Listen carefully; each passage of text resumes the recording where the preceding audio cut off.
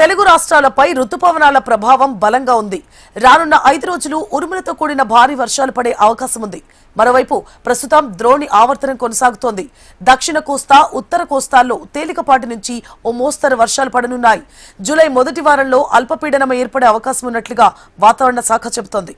Latest weather updates మా విశాఖ ప్రతినిధి అనురాధ అందిస్తారు.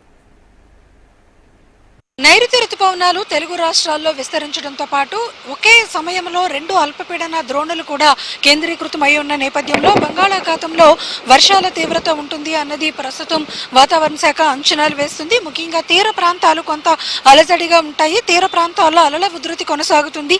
తీరం వెంబడి దాదాపుగా 50 కిలోమీటర్ల వేగంతో గాలులు వీచే అవకాశం ఉందని వాతావరణ శాఖ తెలిపింది.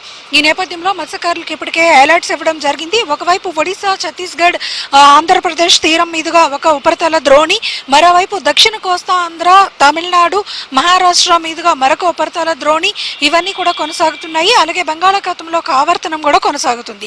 దీంతో పాటు జూలై మొదటి వారంలో ఒక అల్పపీడనం కూడా ఏర్పడే అవకాశం ఉంది. అల్పపీడనం బలపడడానికి దాదాపుగా ఇప్పటి వరకు 30% అనుకూలమైన వాతావరణం తీర ప్రాంతాల్లో ఉంది అన్నది వాతావరణ శాఖ తెలిపింది. అయితే అల్పపీడనం బలపడితే గనక ఏ జిల్లాల మీద ప్రభావం ఉంటుంది, ఏ ప్రాంతాల వైపు అది వెళ్ళి మరి విస్తరిస్తుంది అన్నది, బలపడుతుంది అన్నది తెలియాలంటే మాత్రం కొంత స్పష్టత రావాల్సింది.